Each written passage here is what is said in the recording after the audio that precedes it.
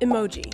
For some of us, it's a second language. But did you know anyone can make an emoji? You don't need funding. You don't need to know someone on the inside. You just need a really good 10-page paper. Emoji is actually a Japanese word that means pictogram or pictograph. SoftBank, a Japanese wireless carrier, created the first known emoji set in 1997. When Apple launched its iOS 2.2 in November 2008, it had to create its own emoji, so any emoji sent from SoftBank customers would show up on iPhones. The company gave the task to 3 designers. And so when I was there, I just openly asked, what is an emoji? And they told me, oh, it's like an illustration, and you're going to be drawing about 480 of them with your mentor. I was like, oh, all right, well, here I go for 3 months making these illustrations.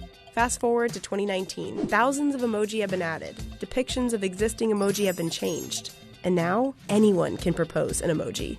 The first step is to submit your proposal to the Unicode Consortium. It's a nonprofit organization that sets the standard for how text is represented and displayed across various programs and pieces of software. The Unicode Consortium deals with about 50 emoji proposals a year. That might not sound like a lot, but it's because most of the proposals don't even make it past the first round.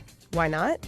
Well, you have to design an icon that still looks like a redwood tree or whatever you're interested in, even at extremely small size, because we use emoji in text. And that's where a lot of proposals just fall flat immediately.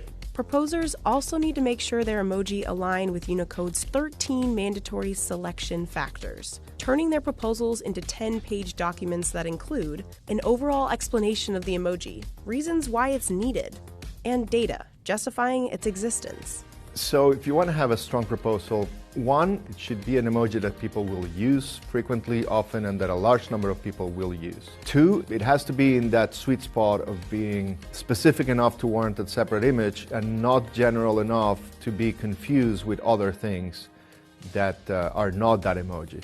That's Sebastian Delmont. He successfully proposed the flatbread emoji. He's also an active member of Emoji Nation, a community of emoji enthusiasts that helps get many emoji proposals approved, like the hijab and the dumpling.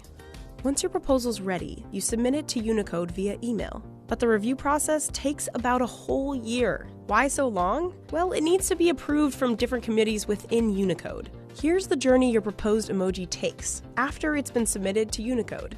First, the Emoji Subcommittee will review and refine proposals with those who submitted them. Some proposals may get rejected, but proposals that do meet all the selection factors will get passed to the Unicode Technical Committee. This committee finalizes everything that will go into the Unicode standard, like assigning a universal code for each emoji. 6 months in, the draft candidates list is created, which lists all the emoji that will be moving forward. Vendors including Google, Apple, Microsoft, Twitter, and Facebook will all see the list and weigh in on the designs. In the final 3 months, Unicode's Common Locale Data Repository will establish a name for the emoji and record the name in languages other than English. Finally, the last step, designing.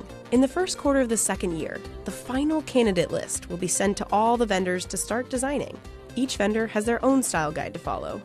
Anytime the designer starts an emoji, they read the proposal, they look at the reference icons, and they confer with experts on the subject. For the case of the deaf emoji, we talked to the CEO of the National Association of the Deaf. We look at it very, very tiny, and we say, okay, are those legible when they're small? And of course, we try to anticipate what other folks are doing, which is why we talk to all of our friends in the emoji subcommittee. And that's sort of the process for an emoji.